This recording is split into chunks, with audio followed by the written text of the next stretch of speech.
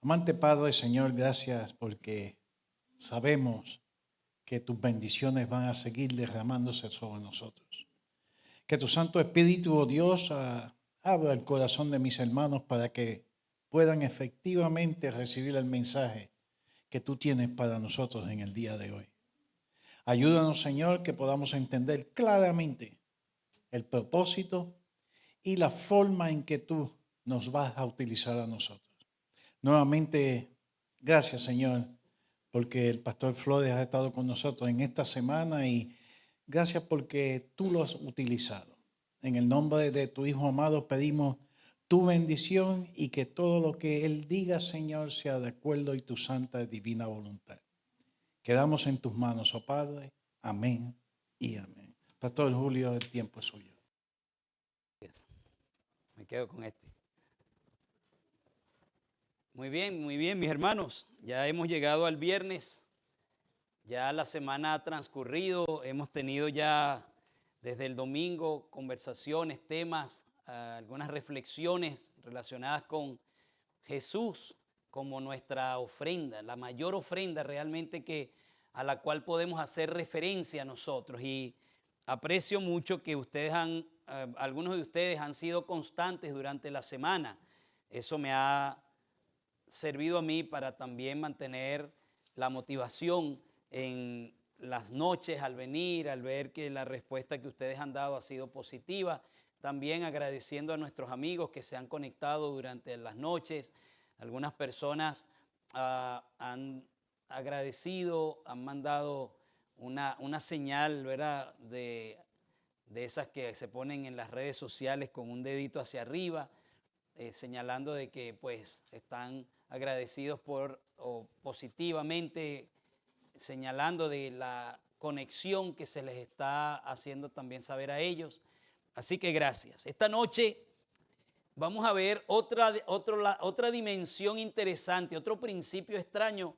Digo extraño porque hasta ahora lo que hemos estado estudiando durante las noches han sido conceptos que nos han expresado de una manera bien amplia la libertad que nosotros podemos tener en Jesús. Y es parte del propósito en estas noches que yo he querido fortalecer ese elemento en la mente nuestra, la seguridad que tenemos en Cristo, el hecho de que el ser humano no hace absolutamente nada para la salvación porque ha sido un regalo de Dios, ha sido un regalo a través de la ofrenda que el Señor, Él mismo decidió dar, y que por esa razón las dimensiones de todo el significado, la paz que tenemos, la reconciliación, cómo estamos cubiertos, cómo tenemos oportunidad, cómo finalmente el Señor ha resuelto el problema del pecado con nosotros, todo eso ha sido una bendición realmente grande y es todavía una bendición porque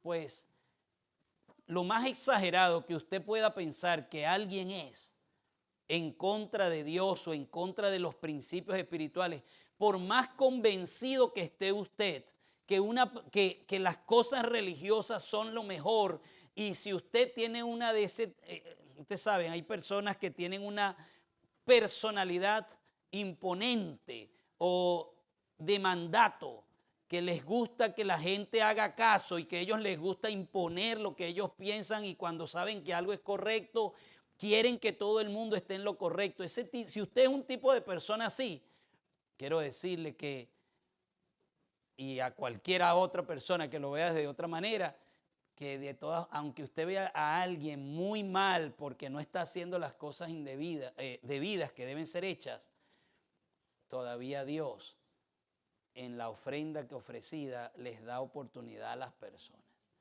Y eso, hay algunos que no les gusta escuchar eso, porque les parece como que uno está jugando con Dios. Pero, mis hermanos, ¿yo qué les puedo decir? No es culpa mía eso, ni tampoco creo que sea negativo eso. Es una manera como Dios trata con el ser humano. Sí, las cosas tienen sus consecuencias, sí, las cosas no son tan sencillas quizás cuando en la práctica las personas tienen luchas con su mente y con su conciencia y todo eso.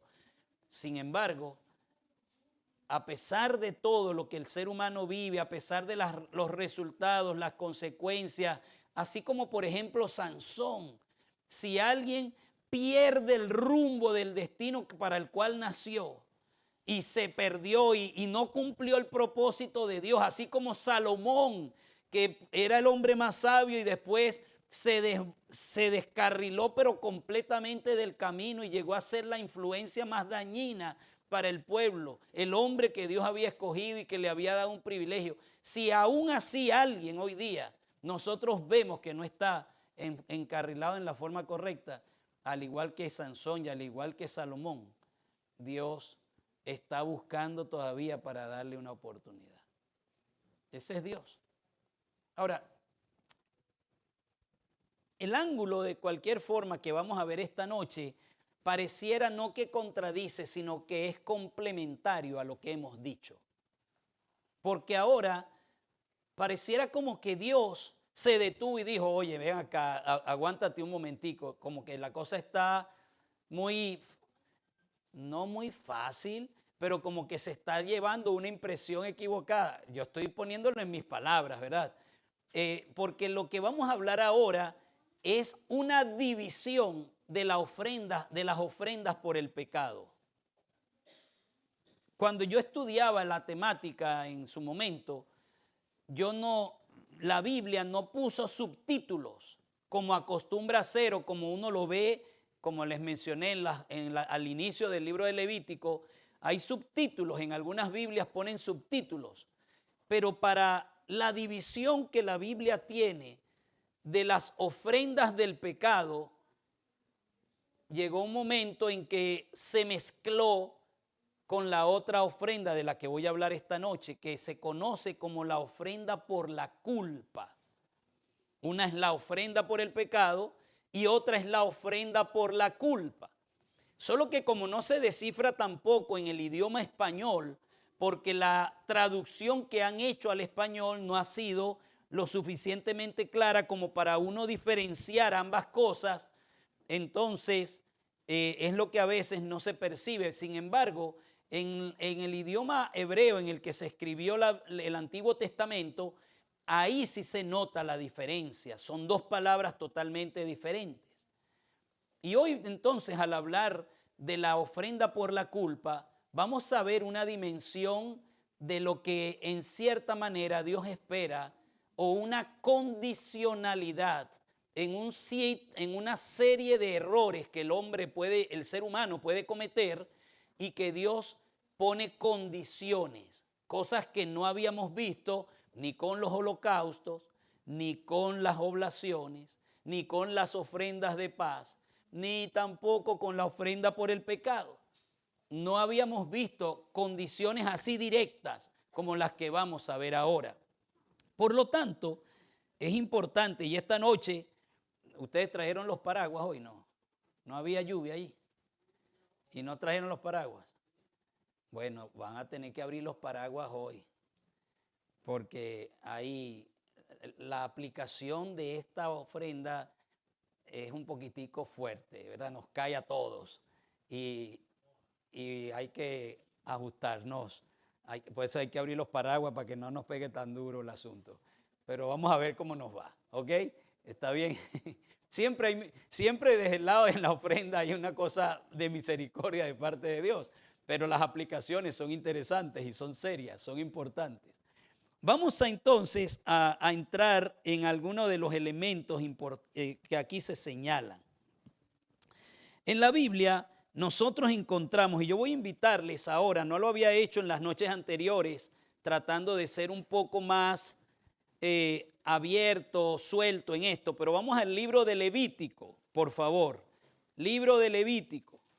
Vamos a buscar allí una descripción de lo que dice el libro de Levítico relacionado con esta ofrenda de culpa a la cual estamos haciendo referencia esta noche. Las ofrendas por la culpa estaban conectadas, y vamos a buscar, no les he dicho el capítulo, vamos a buscar en el capítulo número 5 del libro de Levítico, capítulo 5. Y vamos a partir del versículo 14 a leer. Levítico 5:14. Dice allí: habló más Jehová a Moisés diciendo: cuando alguna persona cometiere falta y pecare por yerro en las cosas santas de Jehová, traerá por su culpa, ve ahí está descrita por la palabra traducida como culpa, esa ofrenda, traerá por su culpa a Jehová un carnero sin defecto de los rebaños, conforme a tu estimación en siclos de plata del siclo del santuario, en ofrenda por el pecado. Pero ahora vean que Dios condiciona a los creyentes y a las personas que tenían que traer este tipo de ofrenda, porque dice, versículo 16, y pagará lo que hubiere defraudado en las cosas santas, y añadirá a ello la quinta parte, y lo dará al sacerdote, y el sacerdote hará expiación por él con el carnero del sacrificio por el pecado, y será perdonado. Versículo 17 sigue diciendo algo relacionado con eso. Finalmente, si una persona pecare o hiciere alguna de todas aquellas cosas que por mandamiento de Jehová no se han de hacer, aún sin hacerlo a sabiendas, es culpable y llevará su pecado. Así que la descripción es sencilla, pero las dimensiones son amplias. Es sencilla porque dice que una persona podría estar errando por algo que lo describe aquí. El error está descrito como la culpa viene porque la persona peca o se desvía del camino, no logra el propósito de aquello que está relacionado con las cosas santas de Jehová. Y es ahí donde uno se pregunta, bueno, ¿a qué tipo de culpa y de pecado estaba haciendo Dios referencia aquí? Porque ahora estamos viendo que el Señor está siendo específico en algunos aspectos relacionados con la vida del creyente hebreo en su tiempo y en su época, y que ese principio avanza, miren, avanza hasta nuestros días. Fíjense ustedes lo que dicen los comentaristas, para si alguno de nosotros dijera, bueno, no estoy claro qué significa eso. Miren lo que dicen los comentaristas. Dice así: las cosas santas de Jehová son las primicias. Acuérdense, era algo que los hebreos tenían que llevar, las primicias. Así que eso dice acá que está incluido dentro de las cosas santas. Los diezmos, las ofrendas y todo aquello que pertenece al servicio de Dios. Yo necesito, antes de seguir leyendo esto, ponerle en la mente de ustedes un concepto claro acerca de lo que significa ser santo. Yo creo que ustedes lo deben saber, pero por si acaso a alguien todavía no le entra en su mente esa fuerza del significado, voy a tratar de hacerlo esta noche. Miren, esto que yo tengo puesto hoy, esta ropa, es santa. Y yo les preguntaría a ustedes, ¿por qué yo digo que esta ropa es santa?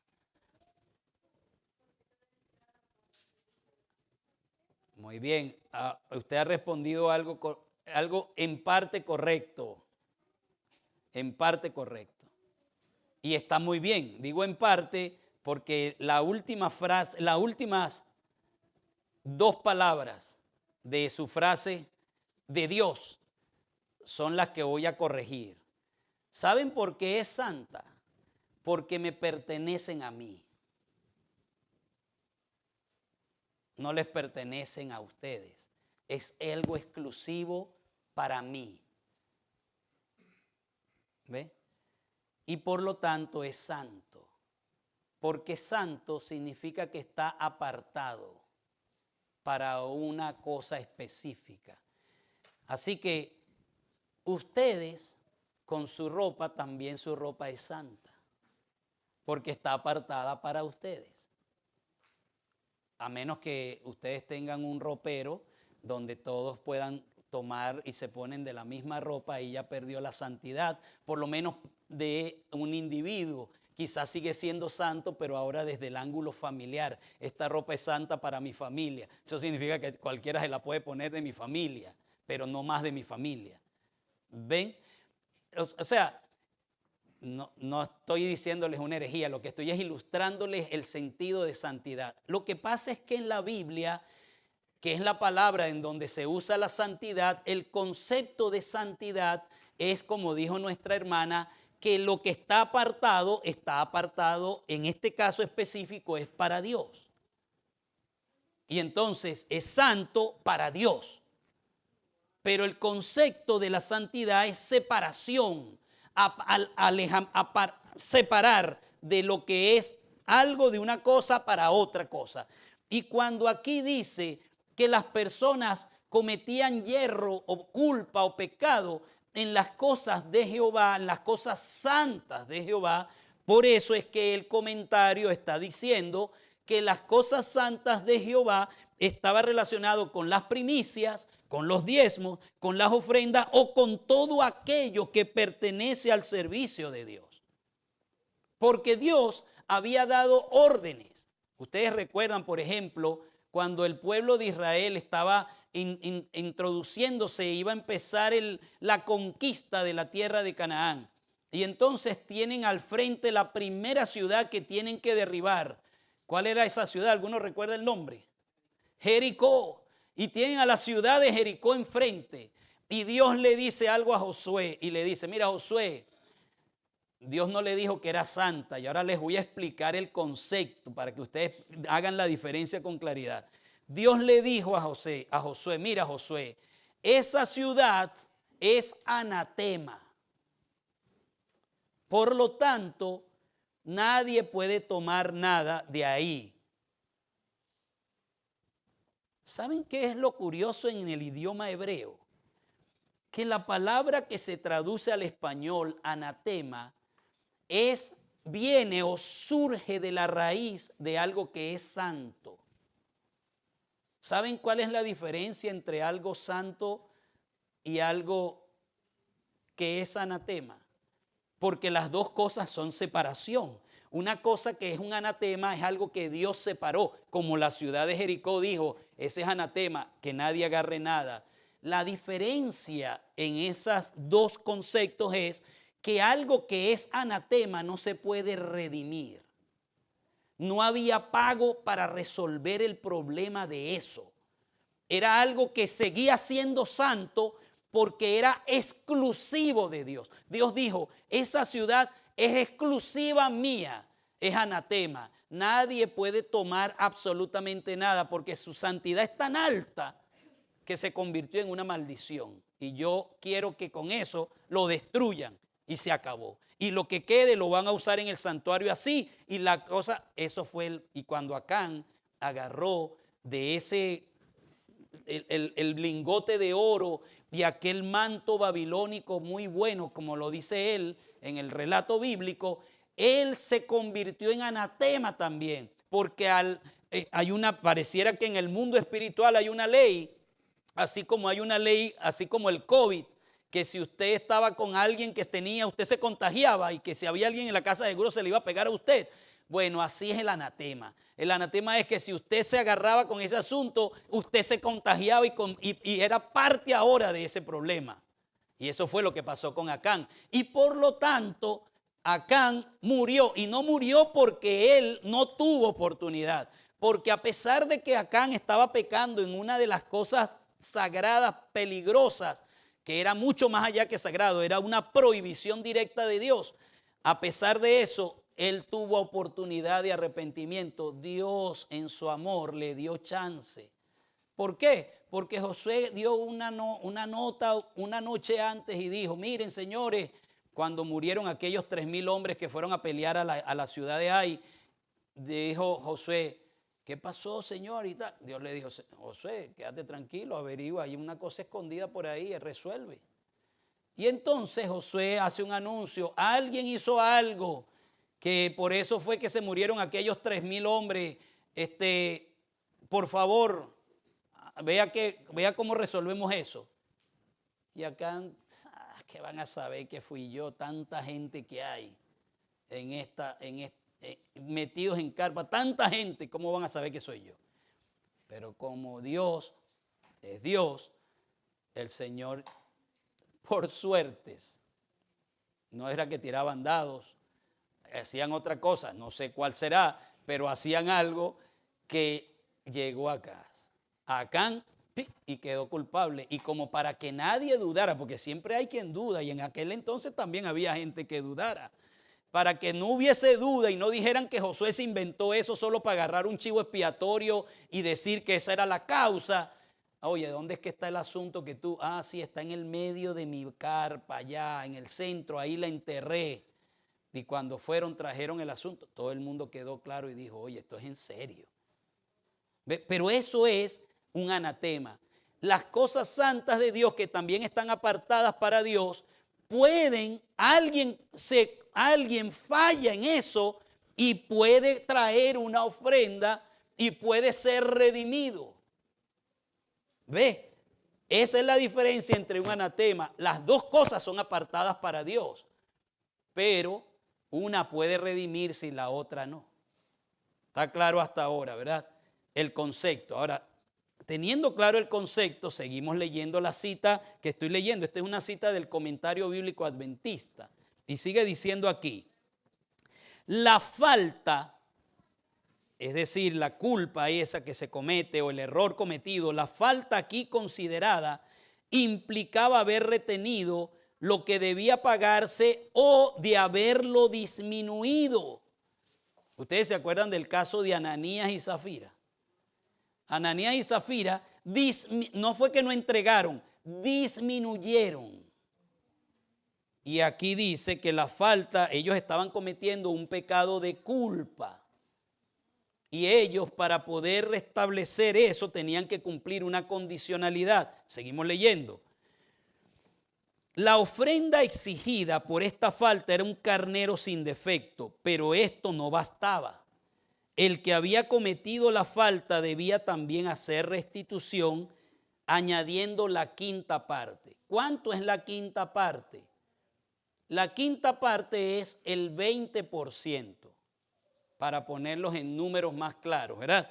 El 20%. ¿Qué significa? Que si una persona había hecho algo indebido con relación a las cosas santas de Dios, entonces tenía ahora que restituir lo que había recibido, lo que había hecho, lo que había faltado, lo que había abusado con respecto a Dios, y tenía que añadirle el 20% a eso para traerlo de regreso a Dios en la forma como Dios lo había pedido. Esta disposición tenía por objeto, ahora, miren las causas, ¿por qué Dios pidió algo así y condicionó la situación? Esta disposición tenía por objeto impedir una retención deliberada. Interesante, una retención deliberada, aunque fuera por un tiempo, ¿verdad? Aunque fuera transitoria, de lo que le correspondía dar a Dios. En caso de duda en cuanto a la cantidad implicada, el sacerdote era quien debía calcularla.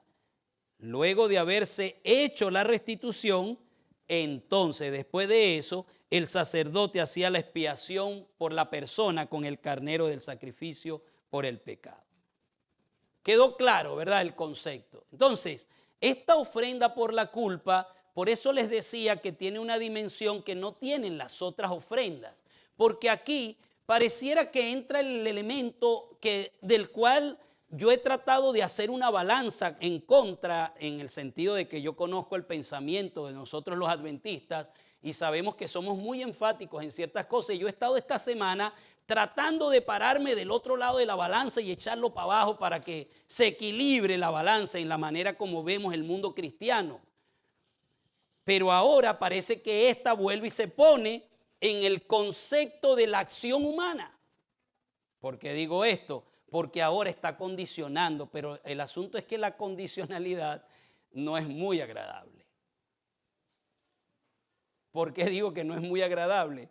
Bueno, porque la condicionalidad tiene que ver con algo que el ser humano, porque ¿qué es lo único?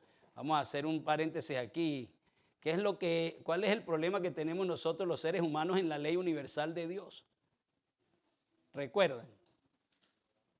¿Ah? ¿Cómo? No alcancé a escuchar. Que no queremos dar, que somos egoístas. Y entonces, gracias, ese es el problema, que somos egoístas. Y por causa de que el corazón humano es egoísta, entonces esta condicionalidad es un poco dura. Porque miren, ahora abran la sombrilla. ¿Verdad? Como le dije, ahora abran la sombrilla porque ahora vamos a empezar a aplicar algunas cosas y ustedes se van a dar cuenta que eso es un poco complicado. Miren, una de las maneras que necesitamos reflexionar también, entender, porque alguna vez alguien me preguntó porque no entendía cómo era que la Biblia decía ciertas cosas. Si usted lee, no lo vamos a hacer ahora, pero le sugiero que lea Levítico 27. Uno de los textos que nosotros usamos con respecto a lo que tiene que ver con los diezmos se encuentra en Levítico 27. Y Levítico 27 realmente es un capítulo que habla de redención. Redención, ¿qué quiere decir eso? Que habían cosas que se podían salvar. Cuando habla ahí, habla de los primogénitos de ciertos animales, habla también de los primogénitos de las personas que se podían rescatar, eran rescatables las cosas. Y también entre ese fenómeno, y dice que el diezmo podía ser rescatado. Y uno dice, pero ¿cómo es que el diezmo podía ser rescatado?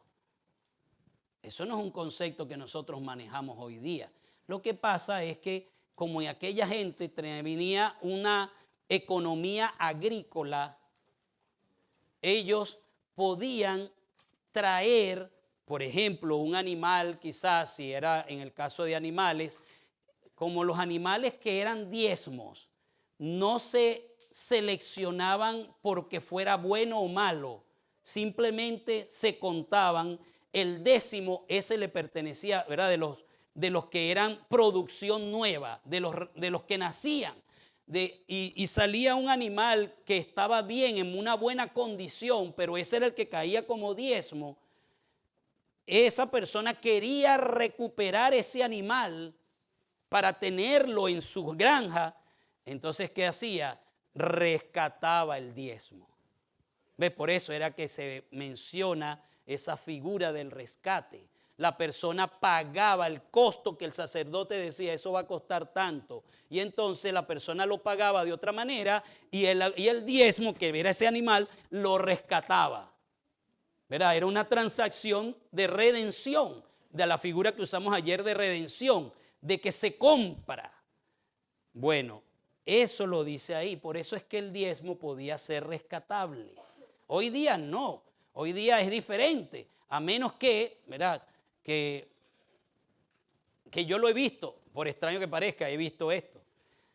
Hay ocasiones, y les digo esto porque mi papá fue tesorero en una iglesia por muchos años en Venezuela, y a veces los adoradores ponían en los platillos de ofrendas monedas que no eran la moneda del país, sino que ponían otras monedas porque venían personas de otras partes a adorar a esa iglesia en ocasiones muy raras.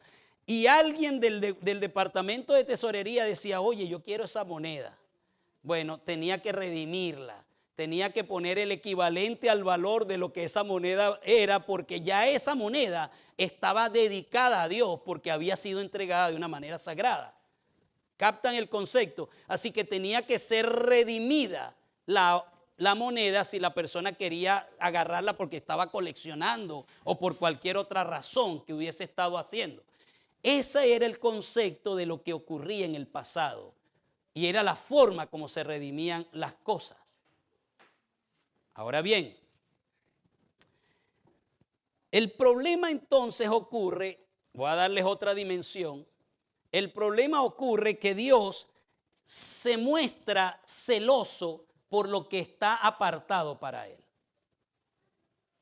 Y por lo tanto Dios considera que esa es una culpa, una culpa seria, pero más allá de eso, es una culpa que tiene que ser restablecida para poder acomodar el asunto en la relación con Dios. Y entonces, cuando nosotros aplicamos eso a nuestro tiempo, podríamos decir que alguien que se queda o que está pensando que no le alcanza, no puedo devolver el diezmo o la ofrenda, o alguien que dijo, Señor, yo te prometo tal cosa, y la persona porque al prometer está apartando eso para Dios, eso es un voto. Por eso es que la Biblia dice que paga tus votos a Jehová, porque lo que usted promete se vuelve sagrado, santo, no sagrado, santo, porque está ahora dedicado, basado en promesa a Dios. Y entonces esa persona necesita y debe cumplir con esa promesa, o si ha tomado algo para sí. Miren, una de las cosas, yo no sé quiénes serán los culpables de eso en una de las iglesias donde yo estuve, pero teníamos un problema serio. A veces en la junta, estoy ilustrando, ¿verdad? Para que ustedes vean cosas separadas para Dios. Gente que recibe culpa sin necesidad. Y en la iglesia hay una cocina grande. Y ustedes saben, pues, en una cocina, ¿qué necesitamos en una cocina para poder tener un buen servicio a la iglesia y en que la iglesia pueda participar? ¿Qué necesitamos? Hagamos una lista corta aquí. ¿Qué necesitamos? ¿Perdón? Mesas y sillas, muy bien, había mesas y sillas. ¿Qué más? Botellas de agua, muy bien. ¿Qué más? Platos. Necesitamos platos. ¿Qué más necesitamos? Las ollas. Los platos todavía eran desechables. No había mucho rollo, a menos que alguien se robara un paquete de desechables. Pero eran desechables, pero las ollas no son desechables. Y ustedes saben cuál era el fenómeno, que había que estar comprando ollas cada cierto tiempo. ¿Y a dónde estaban las ollas? ¿Qué se hacen las ollas? ¿Para dónde si las ollas no caminan? Y ustedes saben qué más se perdía. Se perdían los tazones, algunas cosas que se usaban para sacar la sopa, habían cuchillos exclusivos que se habían conseguido para picar cosas, y de pronto uno dice, el cuchillo tal, el cuchillo que se compró la última vez, ¿alguien lo ha visto? No, nadie lo ha visto. Yo no sé si eso es un problema que no, gracias a que eso aquí en Rayford no pasa, pero allá pasaba. Aquí no tenemos cocina, por eso no pasa, dice la hermana, ¿verdad? Pero el punto mío es este. Había gente que estaba, aunque eso es muy común, digo, es común porque esas son cosas que se usan en cualquier lugar, en cualquier casa se usan, pero esas que estaban ahí habían sido compradas para la iglesia, por lo tanto estaban apartadas para un uso para la iglesia. Y a las personas tomarla, aunque haya sido por descuido, porque de pronto fue que no, pero yo traje, y agarran la que no es, o porque no marcaron bien, o porque decidieron, no, yo me la llevo prestada y se les olvidó traerlas y pasó el tiempo y nunca la trajeron. Eso es un abuso de las cosas santas. Y las personas, para encontrar, y eso es la parte que aún ahora hay algunos cortocircuitos en mi mente con los conceptos, porque el concepto es, para que reciba perdón, tiene que haber restauración, restitución. Y yo digo, Señor, ¿quién se va a salvar? Porque usted sabe todas las cosas que la gente puede tener como deuda. Porque el problema, si fuera solamente el problema relacionado con Dios, sino que aquí, ahora mismo, en el capítulo 6 de Levítico, para que ustedes vean cuán amplio el principio se volvió. En el capítulo 6 dice, versículo 1 en adelante, habló Jehová a Moisés diciendo, cuando una persona pecare e hiciera prevaricación contra Jehová, ¿verdad? La prevaricación ¿contra quién va? Contra Jehová. Pero ahora miren en qué consiste el problema. Y negare a su prójimo lo encomendado o dejado en su mano, o bien robare o calumniare a su prójimo, o habiendo hallado lo perdido, después lo negare y jurar en falso en alguna de todas aquellas cosas en que suele pecar el hombre, entonces habiendo pecado y ofendido, ¿qué es lo que debería hacer? Restituirá aquello que robó, o el daño de la calumnia, o el depósito que se le encomendó, o lo perdido que halló, o todo aquello sobre lo que hubiese jurado falsamente, lo restituirá por entero a aquel a quien pertenece, y añadirá eso la quinta parte en el día de su expiación. Y entonces, después, versículo 16, y para expiación de su culpa traerá a Jehová un carnero sin defecto de los rebaños. Así que había las cosas santas, eran una parte, pero había otro elemento, el trato con el prójimo. Estaba Dios incluyéndolo dentro del problema de la culpa. Y eso se pone más complicado. Ustedes saben qué cosas escucho yo. Miren, y ustedes quizás han sido víctimas de eso.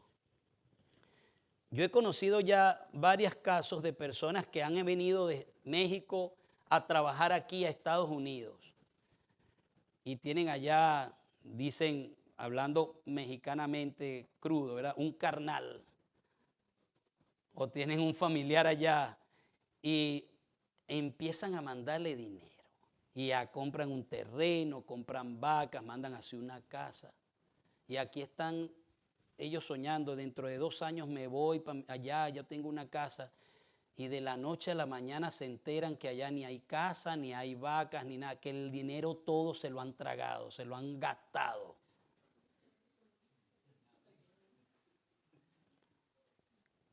Si nosotros tomáramos en cuenta esto, usted sabe qué debería ocurrir. Para que esa persona reciba el perdón de Dios, tiene que restituir lo que se gastó del prójimo. ¿Usted sabe lo que significa eso? Yo he estado en iglesias en donde escucho quejas de hermanos, porque a veces los hermanos adventistas queremos apoyarnos unos a otros. Y entonces escucho quejas de hermanos. ¿Sabe qué? Ay, yo no quiero venir a esta iglesia porque fulano de tal, allá, ese me debe plata, yo trabajé con él y nunca me pagó. Y yo digo, qué bárbaro. Miren, los casos son serios. Hermanos que venden carro y que le han vendido carro a hermanos que nunca le pagaron nada y agarraron el carro y lo vendieron a otra persona. Y se quedaron con el dinero de la venta y nunca dieron cara al hermano que les vendió el carro. Uno escucha cualquier cantidad de cosas y uno piensa en esto y dice, Señor, ¿quién se va a salvar? Porque eso es en la parte humana, porque está en la parte de Dios que tiene que ver, que yo no he querido meter mucho el dedo en la llaguita, yo les dije, agarren la sombrilla, pero si yo me pusiera a profundizar el problema que hay con los diezmos, eso se pondría feo. Nosotros los pastores entendemos, ¿saben lo que nosotros entendemos? No solo porque tenemos acceso a las tesorerías de las iglesias, pero usted sabe lo que nosotros entendemos ya de por sí, que cuando usted va a una iglesia, cualquiera sea, no el 100% de los miembros de esa iglesia no son fieles en devolver los diezmos. Eso no es algo que ya a nosotros nos sorprende. Parte del reto es luchar para que los hermanos entren en un estado de fidelidad.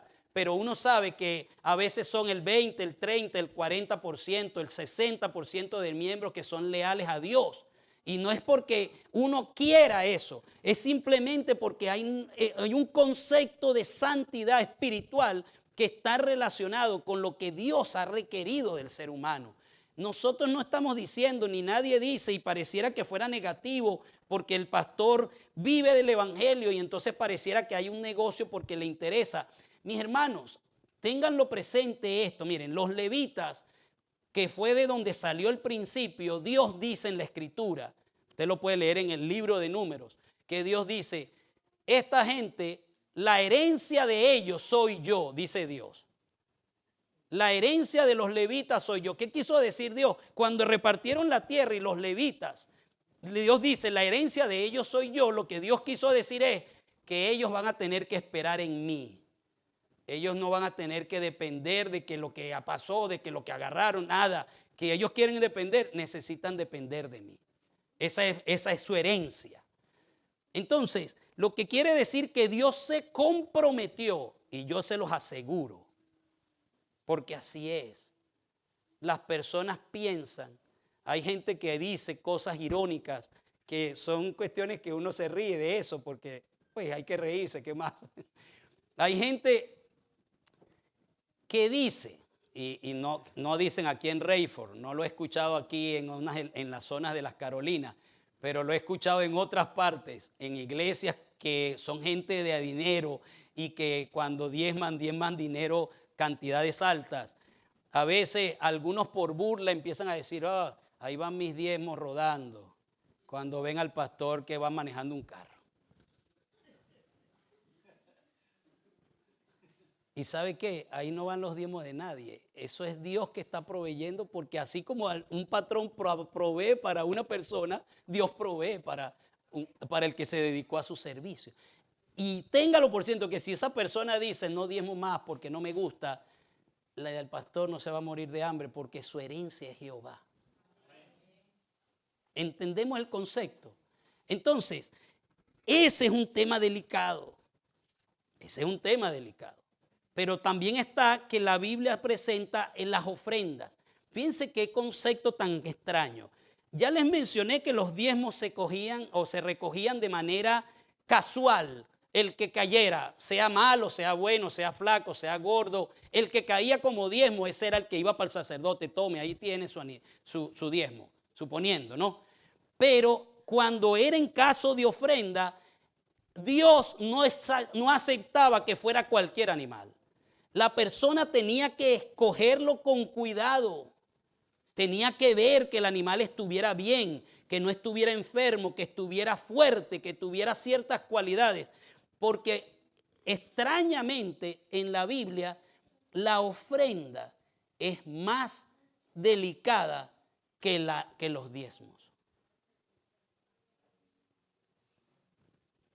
Eso es lo que nosotros y como iglesia en forma global, hemos dado una impresión de que el diezmo es importante y ha sido énfasis en eso, pero ha habido poca preocupación por las ofrendas. Pero en el mundo bíblico las cosas eran al contrario,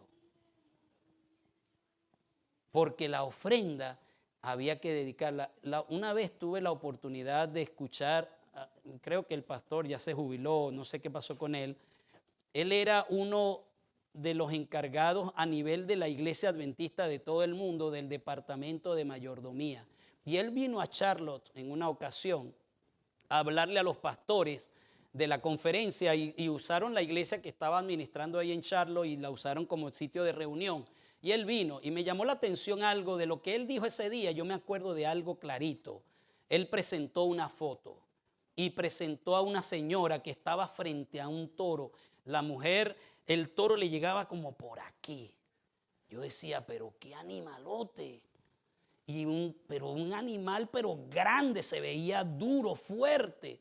¿Y saben qué dice el pastor que estaba contando el relato y por qué él tomó esa foto? Él dice, ¿saben qué? Esta es una hermana de allá en África que estaba trayendo una ofrenda a Dios.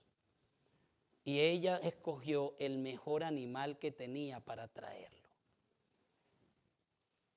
A mí me sorprendió porque yo dije, wow, eso refleja lo que en esencia pareciera una pérdida para ella, pero demuestra mucho de lo que hay en el corazón humano de esa hermana que hizo esa labor o esa actividad.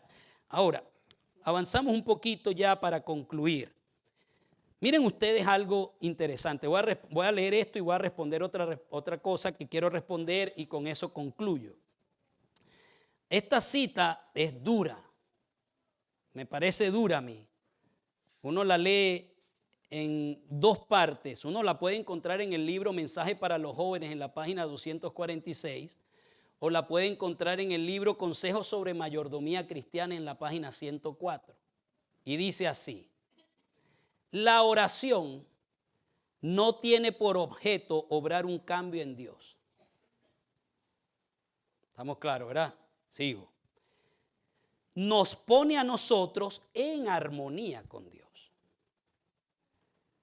La oración no reemplaza el deber.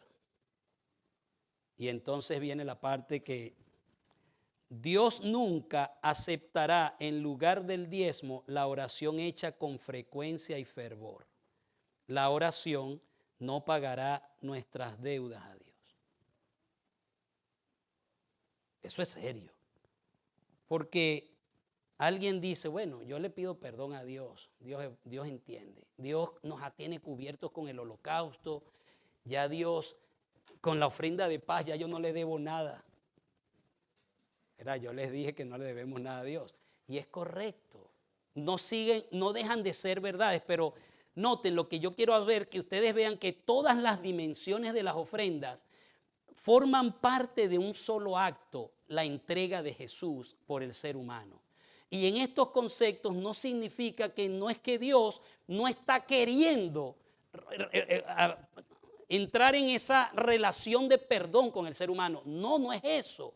Lo que está Dios tratando de hacer ver es que Él quiere que haya una relación amplia, abierta, en la que Él, como dice Malaquías, yo les voy a abrir las ventanas de los cielos y voy a derramar bendición hasta que sobreabunde. Pero hay una condición.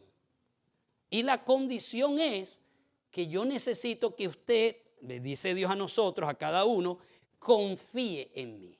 Y la confianza se da en que parece que yo estoy cortando algo muy delicado, pero eso que está cortando está relacionado en su sabiduría con algo que Él sabe que necesitamos mejorar. Porque Él entiende que fuera del egoísta corazón humano no hay nada que viva para sí. Y Él necesita atacar ese mal, atacar esa raíz. Necesita que el ser humano mejore eso, corrija eso. Y como les dije en la semana, hay gente que tiene la bendición. María, la mujer que le trajo a Jesús ese perfume y que en un solo día gastó el perfume que costaba casi el sueldo de un año. En un solo ratico se lo gastó todo a Jesús. Miren, yo no sé quién de ustedes hace eso, pero eso es muy raro hacerlo. Usted ahorre el sueldo de su dinero por 300 días del año, lo que le costó 300 días de trabajo en un año, y después que lo tenga ahorrado, cómprese algo. Y en una noche acabe con eso. ¿Usted sabe cuánto dinero es eso? Y esa mujer hizo eso. Por eso fue que Judas reaccionó y dijo, oye, pero ¿por qué no se vendió este perfume y se dio a los pobres? Porque Judas sabía que había dinero envuelto ahí, mucho dinero. Sin embargo, esta mujer lo hizo, ¿por qué? Porque estaba agradecida, contenta, escuchó que Jesús finalmente no iba a morir, sino que se iba a ser rey. Y él dijo, y ella, en vez que había comprado ese perfume para la sepultura, lo que hizo fue del gozo, este ya no se va a morir, no hace falta poner esto en la sepultura, voy a dárselo ahorita. Y sin embargo Jesús dijo, esta mujer me ungió para mi sepultura, porque ella no entendía lo que estaba haciendo. ¿Saben lo que estaba pasando detrás de ella? El Espíritu Santo la estaba moviendo y ella no entendía el porqué. Respondo la última pregunta que quería decirles, que aclaro y termino entonces. Entonces usted dirá, bueno, y Pastor Flores, ¿ahora qué voy a hacer yo? Porque esto está serio. Porque si la restitución involucra que hay que traer lo que nosotros le debemos a Dios en el sentido de lo que Él espera de nosotros, y usted dirá, bueno, pero si yo me pongo a echar cálculo, yo me acuerdo que yo me comí los diezmos, las ofrendas y todo en tantos años, y apenas ahora o hace tanto tiempo es que empecé a devolver eso. ¿Qué hago? O usted dirá, pero yo soy creyente desde ahora y todos esos años que yo viví, ¿cómo hago? Bueno, hay buenas y malas noticias. Verá, la buena noticia es que Dios, pasando, como dice el apóstol Pablo, pasando por alto en su ignorancia, la ignorancia del ser humano en sus pecados pasados, hace como, bueno, borrón y cuenta nueva. Tú no sabías de eso nada, tú estabas en una vida alejada de Dios. Ahí está bien, resuelve. Ahora que tú has aceptado, has creído, entiende que esta es la posición que yo tengo. Acomoda. Usted dirá, bueno, pero yo sí creía y soy adventista y he sido infiel en esa área. Bueno, usted haga lo siguiente. Les voy a hacer una pregunta. ¿Quién hace que nosotros recibamos el dinero?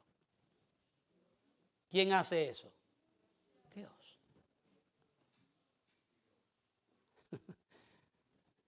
¿Usted cree que, miren, ustedes creen que Dios no es sorprendente? Les voy a contar una historia real. Nadie me la contó. Yo la viví. Hace menos de un año. Cuando yo trabajaba de pastor aquí, por querer ahorrar dinero y por no gastar el dinero en la renta, yo compré una casa en Hope Mills. Cuando pasaron como 5 años y medio, que a mí me cambiaron, 5 años y medio de haber comprado esa casa, me cambiaron al distrito de Charlotte. Yo teóricamente tenía que vender la casa, pero como en el 2008 hubo ese bajón de la economía, las casas perdieron valor. Así que la casa valía menos de lo que yo había comprado la casa. Y aparte de eso, en ese tiempo nadie quería comprar. No les convenía comprar. Así que yo no pude vender la casa. Y la casa se puso en renta. Finalmente duró ahí. Yo vivía por allá, tenía que pagar renta por allá, porque no podía comprar otra casa porque tenía esa. Así que tuve que vivir alquilado casi 11 años en Charlotte porque tenía esa casa ahí. Pero finalmente, después de mucha presión familiar, bueno, vamos a vender esa casa. O sea, hay que venderla. De hecho, estaba trayendo más, no estaba teniendo gastos, pero no estaba contento yo. Los inquilinos que, aunque estaban administrados, los inquilinos hacían cosas que yo nunca hacía en una casa. Yo viví en esa casa 11 años y nunca tuve que arreglar la puerta que sube del garaje, que era automática, nunca. Y ahí en esa casa cada año era que no, que mira, que se dañó la puerta, que si se partió la tubería, que si no sé qué cosa. Y uno se cansa, ¿no?, de eso, de estar teniendo que resolver esas cuestiones. Así que, bueno, vendimos la casa. Yo estaba agradecido a Dios por la venta de la casa. Y sucede que había unos proyectos de ProTemplo y yo decidimos con mi esposa, vamos a dar una ofrenda. Así que, bueno, dimos una ofrenda de bastante dinero en favor de eso, ¿verdad? Porque la casa la habíamos vendido y habíamos estado pagando el capital, nos faltaba mucho que pagar, pero todavía nos quedó un poquito de margen de dinero. Así que, confiando en la bondad de Dios y en su misericordia y sabiendo que Él había sido bueno, nosotros dimos una ofrenda. ¿Saben qué pasó?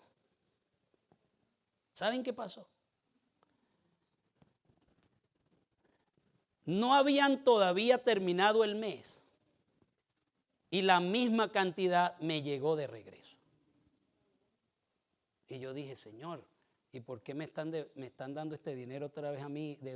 O sea, ¿por qué yo estoy recibiendo este dinero? Tú sabes que yo te estaba dando ese dinero. ¿Por qué tú me estás mandando ese mismo dinero? ¿Será que yo lo necesito más adelante otra vez y tú me estás devolviendo plata de la misma, exactamente la misma cantidad, pero exactico, ni un centavo más ni un centavo menos? No sé, pero ese es Dios. Eso es misterio, mis hermanos, un misterio, pero así actúa Dios. Así actúa. Entonces, ¿qué hacer? Pues sencillamente Dios dice, quiero abrir las ventanas de los cielos. Pero Él necesita confiar. Dios no necesita dinero. Dios no necesita dinero. Dios no va a salvar dinero. Dios lo que va a salvar es gente. Y la gente necesita entrar en comunión con Dios. Y esa comunión es la que lo va a ayudar. Y Dios en el proceso trata de limpiar las asperezas para que seamos diamantes como Él quiere. Miren, Dios no necesita dinero. Dios tiene oro tirado en el piso allá en la tierra nueva. Dios no necesita dinero. Dios lo que necesita es un corazón dispuesto a servirle, a serle fiel, a leal a lo que Él espera de nosotros. Por lo tanto, mi hermano, mi hermana, ya en las horas de la mañana, ¿verdad? Porque estamos en sábado, en las horas de la mañana, para aquellos que han definido algo, será el momento glorioso de adorar a Dios con una gratitud, con una ofrenda de paz en voto, una promesa hecha. Y todavía usted, si necesita hacer algo con ese voto que hizo, o necesita hacer algo con esos diezmos que no ha devuelto, o necesita hacer algo, haga un plan. Dios va a devolver. Dios es el que da el dinero. Dios es el que busca las formas para que usted reciba lo que va a necesitar, para que le traiga a Él lo que Él está diciendo. O sea, que si usted dice es muy desesperante el asunto, ore, haga un negocio con Dios, entiéndase con Dios. Dios le va a proveer. Pero si Dios le va a proveer el día que Él le provea la mayor cantidad que usted está recibiendo para que usted pueda cumplir el voto, la promesa, no se lo vuelva a gastar. Cumpla lo que promete para que entonces no se le venga, como le dijo Jesús a la mujer, al paralítico, para que no te venga una cosa peor. Mis hermanos, esta noche les voy a preguntar, ¿ustedes están convencidos de que vale la pena servir a Dios? ¿Ustedes creen que Dios ha hecho grandes cosas por nosotros a través de Jesús y la entrega que hizo en la ofrenda? ¿Usted está dispuesto a seguir adelante en fidelidad a Dios, confiando de que Dios no falla y rindiendo, entregando su vida a Dios, sabiendo de que sí, hay muchas cosas que hay que suplir, pero el que suple más que todos es Dios y Él hará que las cosas se cumplan, sea como sea, porque Él no le falla a su palabra? Usted está dispuesto y decide esta noche, Señor, quiero confiar, ayúdame, por favor, poniéndose en pie.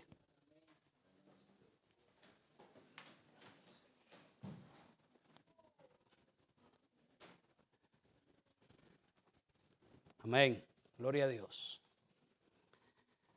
Yo voy a hacer una oración antes de que pasen los maestros de ceremonia de esta noche, para agradecer a Dios por su bondad, para pedirle perdón por nuestras culpas, por nuestros pecados de culpa, y para decirles que nos ayude a que si necesitamos restituirle algo a Él, podamos recibir su bendición y la sabiduría de cómo hacer lo que tengamos que hacer. Vamos a orar.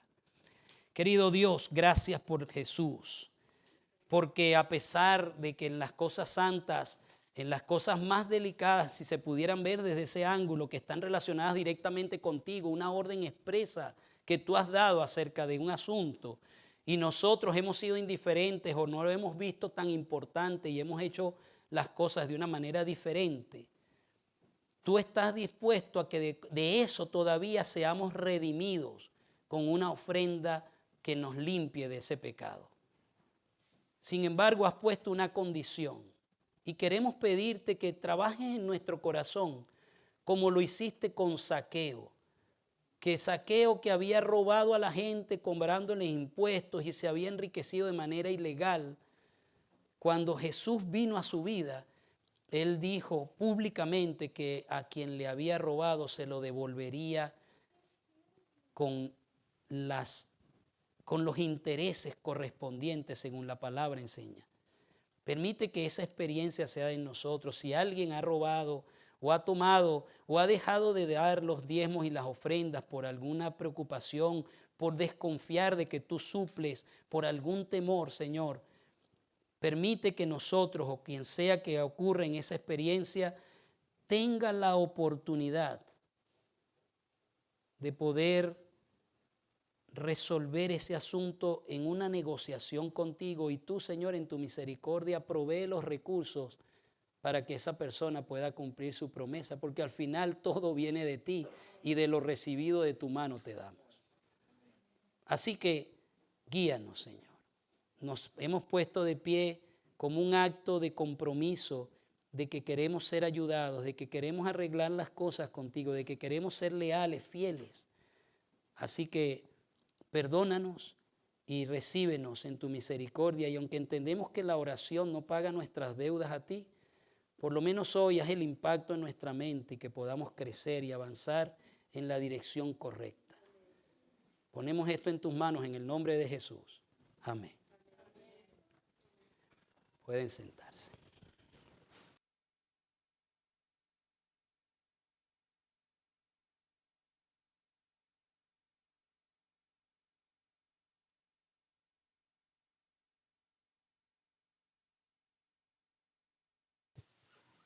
Muchas gracias, Pastor Flores, por el excelente mensaje. Le dije, hermano, que íbamos a recibir muchas bendiciones.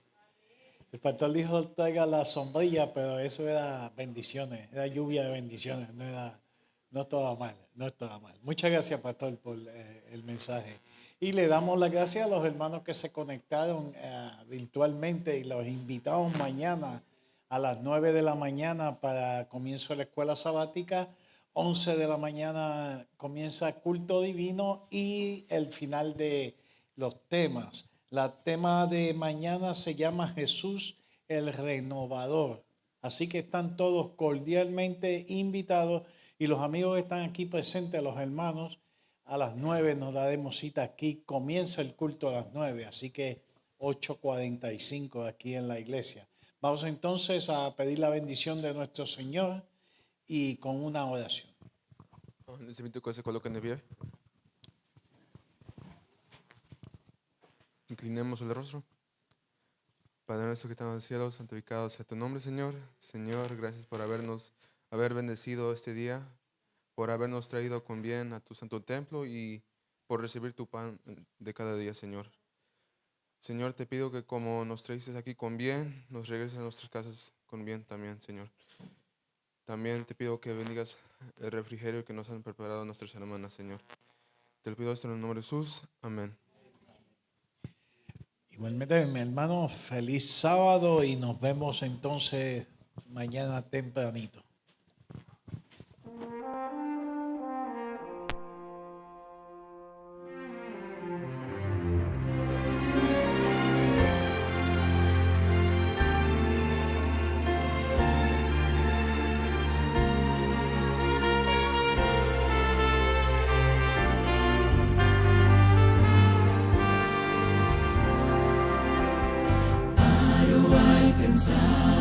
Son muchos desafíos que vivir. Paro para oír lo que la voz de Dios me va a decir. Es tanta la presión que tengo que enfrentar, pero fortaleza mi Padre me dará. Yo quiero ser fiel en toda prueba, fiel a cada instante, en cada esfera, fiel a su palabra que me enseña, fiel a cosas grandes y pequeñas. Yo quiero ser fiel en toda prueba, no por una simple obligación, sino en respuesta al amor tan grande que un día inundó mi corazón.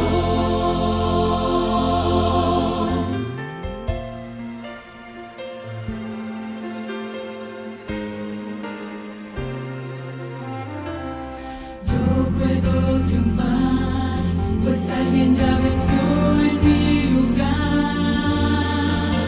Puedo en él confiar, su mano me dará seguridad. Si viene tentación, comienzo a cantar su eterna fortaleza me alcanzará. Yo quiero ser fiel en toda prueba, fiel a cada instante, en cada esfera, fiel a su palabra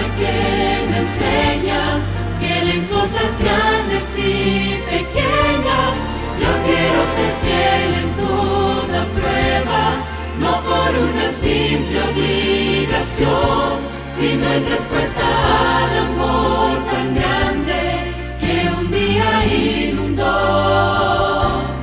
mi corazón. Dios poderoso, Padre glorioso, envía en mi auxilio tu ángel más poderoso. Yo quiero ser fiel en toda prueba, no por una simple obligación, sino en respuesta